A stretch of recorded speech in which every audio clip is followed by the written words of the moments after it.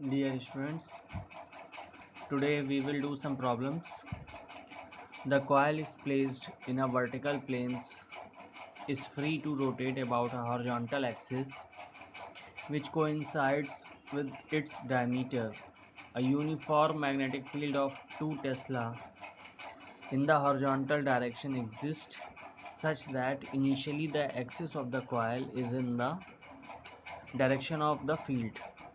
The coil rotates through an angle of 90 degree under the influence of the magnetic field. C part actually A और B part इसके वही वाले हैं जो previous problem थी, ठीक है। तो C part, what are the magnitude of the torques on the coil in the initial and final position, what is the angular speed acquired by the coil when it has rotated by 90 degree.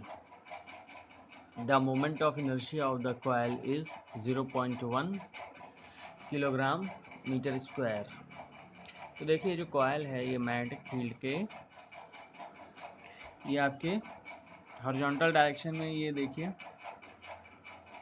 जो magnetic field है वो horizontal direction में है, ये आपकी vertical plane में रखी है और ये इसी एक्सिस के अबाउट रोटेट कर रही है। समझ में आ रहा होगा आपको, ठीक है। तो θ1 = 0 जब वो पहले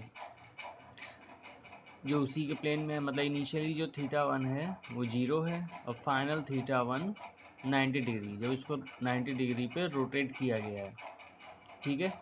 तो टॉर्क का फॉर्मूला क्या है? टॉर्क = m क्रॉस बी, यानी τ = mb। तो m क्रॉस बी को ओपन करेंगे तो आ जाएगा τ = mb sin थीटा। τ1 हो जाएगा mb sin θ1, साइन 0 0 हो जाएगा, तो ये हो जाएगा τ = mb sin θ1। तो ये τ1 = 0, क्योंकि साइन थीटा = साइन 0, साइन 0 = 0, तो τ1 = 0। τf = mb sin θf, तो यहाँ पे mb sin 90 हो जाएगा, साइन 91 होता है, तो ये हो जाएगा mb, τ = mb। तो m की वैल्यू यहाँ पे 10 है।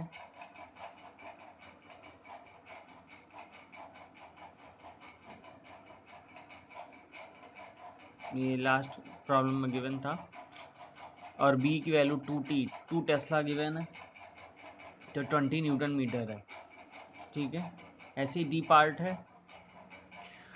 डी पार्ट में आपसे कह रहा है what is the angular speed acquired by the coil when it has rotated by 90 degree. The moment of inertia of the coil is 0.1, ठीक।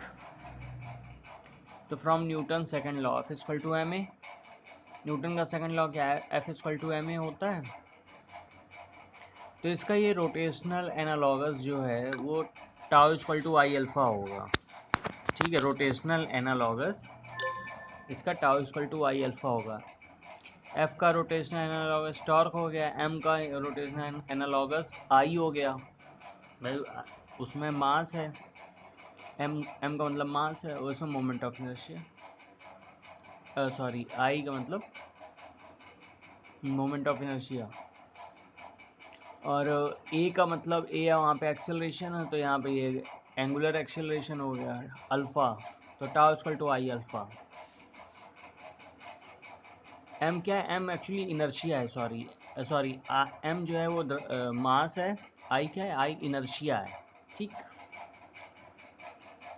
तो τ = I अल्फ़ा, तो τ = I अल्फ़ा को आप लिख सकते हो, you can write alpha as alpha = d/dt, ठीक है।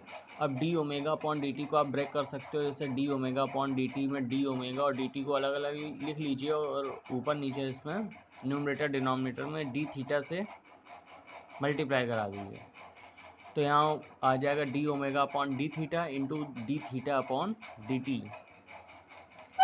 तो d/dt हो गया ओमेगा, ठीक है। तो ओमेगा इंटू d/d, ठीक।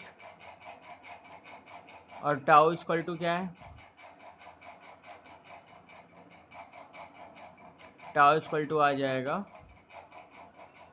आई into d omega upon d t. ये पहले ही ये देखो यहाँ पे लिखा हुआ है, tau equal to I alpha से tau equal to I d omega upon d t, और d omega upon d t की वैल्यू हम लोगों ने निकाली है omega into d omega upon d theta, और टाउ की वैल्यू क्या है एम बी साइन थीटा। तो M B sine theta equal to I omega d omega upon d theta. तो इंटीग्रेशन ऑन बोथ साइड, ठीक है। तो डी थीटा का ऊपर क्रॉस मल्टीप्लाई हो जाएगा M B sine theta into d theta, और इधर आपका हो जाएगा आई ओमेगा डी ओमेगा, ठीक है। ये देखिए, तो M B 0 to pi by 2 sine theta d theta, और उधर I 0 to omega d omega. Sine theta का इंटीग्रेशन होगा माइनस कॉस थीटा, और लिमिट है 0 टू पाई बाई 2, क्योंकि वो पहले हॉरिजॉन्टल था फिर वो 90 डिग्री पे आ गया तो एंगल पाई बाई 2 हो गया। तो 0 टू पाई बाई 2 ओमेगा का हो, ओमेगा डी ओमेगा का इंटीग्रेशन हो जाएगा ओमेगा स्क्वायर अपॉन 2, ठीक है। तो ओमेगा स्क्वायर की वैल्यू आ जाएगी 2 एम बी अपॉन आई, और कॉस देखो माइनस कॉस थीटा है तो माइनस कॉस 90 तो 0 ही होगा, और फिर ये माइनस माइनस और माइनस कॉस 0, तो माइनस माइनस प्लस हो जाएंगे, तो कॉस 0 आपका 1 बचेगा, ठीक। तो आ जाएगा omega equal to 2 under root 2 M B upon I. यहाँ से वही एम बी की वैल्यू पुट कर देंगे, तो ये हो जाएगा under root 2 into 10 into 2 upon 0.1। Omega equal to हो जाएगा 400, तो ओमेगा की वैल्यू आ जाएगी 20 पर सेकेंड, ठीक है। बहुत easy question. Next question, a circular coil of side 10 centimeter consists of 20 turns and carries a current of 12 ampere. Carries a current of 12 ampere. The coil is suspended vertically and the normal to the plane of the coil makes an angle of 30 degree with the direction of a uniform horizontal magnetic field of magnitude 0.80 Tesla. What is the magnitude of torque experienced by the coil? Tau is equal to mb, m cross B. m cross B को आप लिख सकते हैं M B sine theta. m की value होती है N I A, B की value B, तो एन आई ए भी साइन थीटा हो जाएगा। सबकी वैल्यू पुट कर देंगे, तो इसमें n की वैल्यू क्या है, कितने 20 टर्न्स हैं, तो 20 इंटू आई 12 है। एक ए जो है आपका, तो ये 10 इंटू 10, क्योंकि एक साइड 10 सेंटीमीटर, तो 10 into 10 into 10 to power minus 4 metre में कन्वर्ट कर लेंगे। बी की value 0.80 into sine theta sine 30, तो 1/2, आंसर आ जाएगा 0.96 न्यूटन मीटर, ठीक है। टॉर्क आ गया। Last problem, two long parallel straight wires A and B carrying a current of 8 ampere, 5 ampere, 8 ampere and 5 ampere in the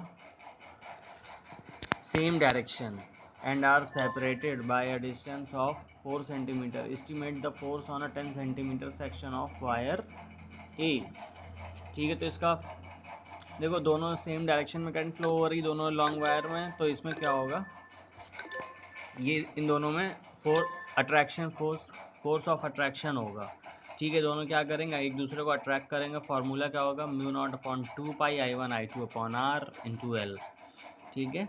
ये हम लोग डिराइव कर चुके हैं। तो μ0 की वैल्यू हो गई 4 pi into 10 to power minus 7, I1 की वैल्यू 8, I2 की वैल्यू 5, L की वैल्यू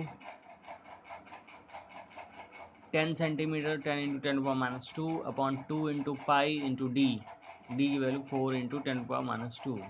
तो आंसर एफ ए बी आपका आ जाएगा 20 into 10 to the power minus 6 newton, ठीक है। तो ये आपका चैप्टर फिनिश हो गया है।